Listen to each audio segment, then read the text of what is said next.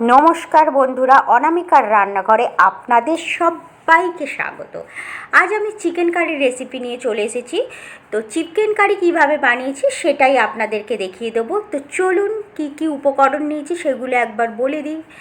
প্রথমেই বলে দিই, পেঁয়াজ নিয়েছি, এখানে নিয়েছি আদা রসুন, এবার নিয়েছি এখানে শুকনো লঙ্কা মিক্সারেতে বেটে নেব, এখানে দুটো টমেটো আর ধনেপাতা, ব্যাস এই সব কিছু দিয়েই আমার রেসিপি হয়ে যাবে।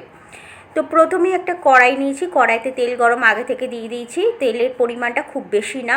আর এখানে ফোড়ন হিসেবে এখানে দিয়ে দিলাম একটা তেজপাতা আর একটুখানি জিরে। ফোড়ন থেকে সুন্দর একটা গন্ধ আসছে, মিষ্টি একটা গন্ধ আসছে।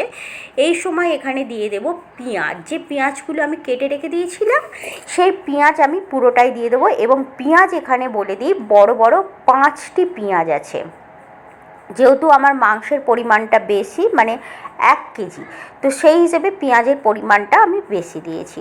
তো আপনারা ঠিক করে নেবেন কতটা পরিমাণ মাংস দিলে পেঁয়াজটা দেওয়া যাবে। আমার পেঁয়াজটা দেখে একটু আন্দাজ করতে পারছেন নিশ্চয়ই যে পেঁয়াজের পরিমাণটা একটু বেশিই আছে।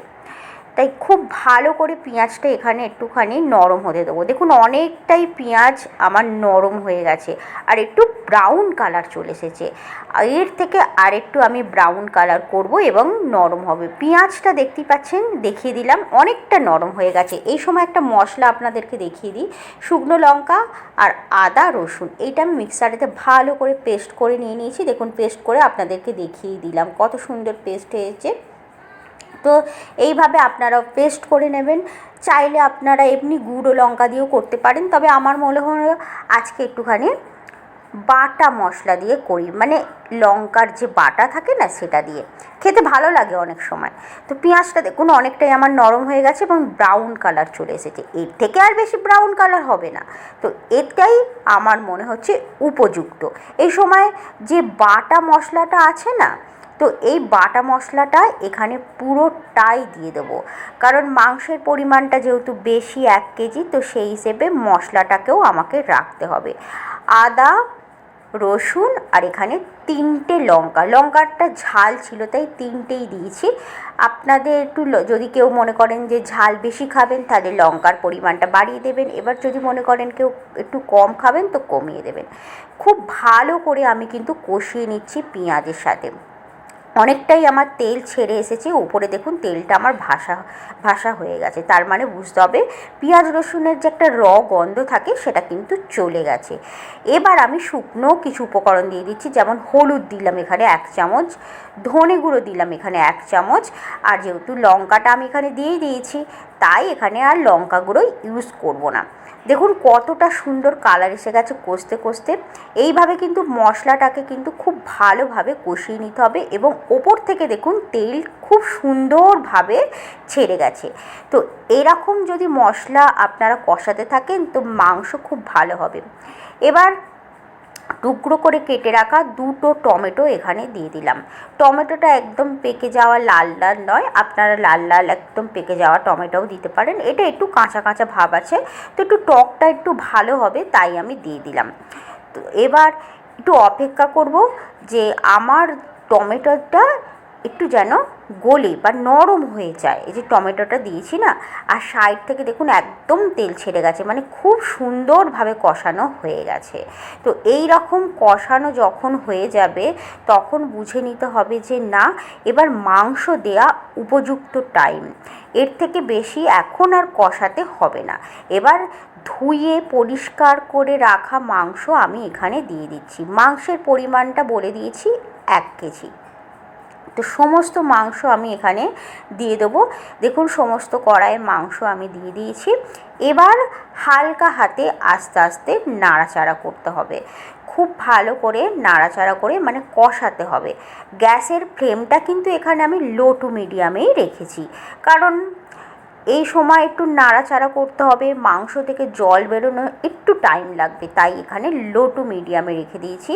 এই লো টু মিডিয়ামে কিন্তু কষানো মাংস করতে খুব ভালো হবে, নিচে লেগে যাওয়ার ভয়টা থাকবে না। তাই এখানটা করে মানে গ্যাসের ফ্লেমটা একদম বেশি বাড়িয়ে দেবেন না, কমই রেখে দেবেন।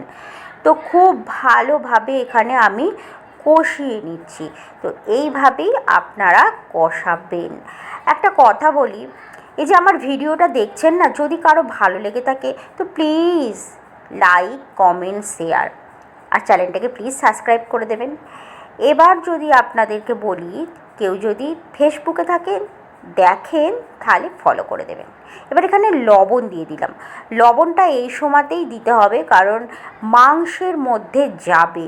কষতে কষতে যদি লবণটা দিয়ে দিই না, তো মাংসের মধ্যে যাবে, কারণ মাংসতে আমি কিছুই ম্যারিনেশন করিনি। তাই এখন আমি কষানোর সময়তেই মাংসটাতে লবণ দিলাম। এবার একটু ঢাকা চাপা আমি দিয়ে দেবো, কারণ মাংস থেকে একটু জল বেরোবে।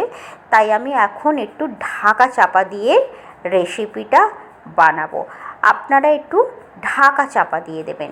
ঢাকা চাপা দিয়ে করলে কি হয়, আর গ্যাসের ফ্লেমটা একটু মানে লো টু মিডিয়ামে রেখে দিলে আস্তে আস্তে মাংস থেকে জলটা বেরোনো শুরু হবে, আর মাংসটা সুন্দরভাবে কষানো হয়ে যাবে।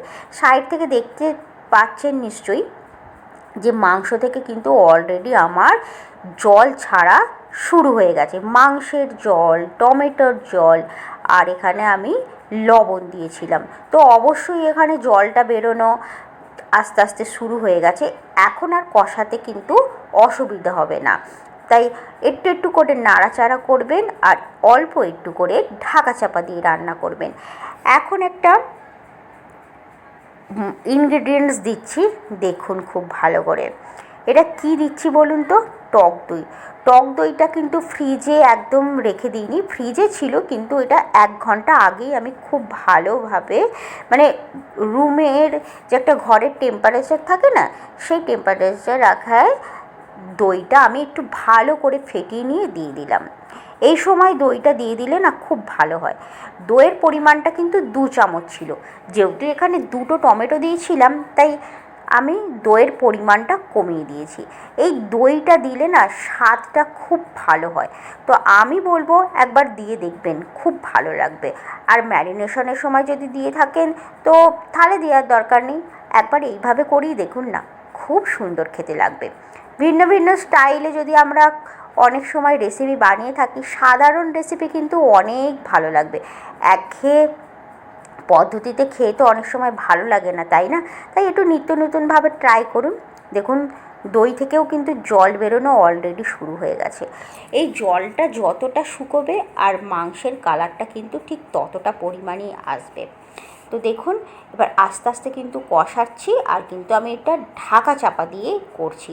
ঢাকা চাপা দিয়ে করলে ওই যে বললাম খুব তাড়াতাড়ি হয়ে যায়, আর মাংসটা খেতে খুব ভালো লাগে। আস্তে আস্তে মানে মাংসটা কষানোও হবে, এদিকে সিদ্ধও হবে। এবার আমি দিয়ে দেবো একটু কেটে রাখা ধনে পাতা। ধনে পাতাটা দিলে কি হয়, এই সময়তে আপনারা যদি দেন তো এই ধনে পাতার একটা ফ্লেভার থাকে, সেটা মাংসের মধ্যে না চলে যায়। আর দেখছেন কচি কচি যে একটু ডান্ডিগুলো আছে না, সেগুলো কিন্তু আমি দিয়েছি, এগুলো কিন্তু ফেলে দেবো না। এর থেকে কিন্তু সুন্দর একটা মানে স্মেল আসে, একটা ফ্লেভার আসে, এটা খুব ভালো লাগে। এটা দিয়েই দেখবেন, এই কচি কচি ডান্ডিগুলো না ফেলে দেবেন না। এবার আমি কিন্তু একটু ঢাকা চাপা দিয়ে দিলাম। আবার ঢাকা চাপা খুলে দেখুন কতটা আমার ধনে পাতাটা নরম হয়ে গেছে। তো এইভাবেই আমরা পুরো রেসিপিটা করব। আবার একটু উল্টে পাল্টে নেড়ে চেড়ে নেব যাতে না নিচে লেগে যায়, আবার একটু ঢাকা চাপা দিয়ে করব।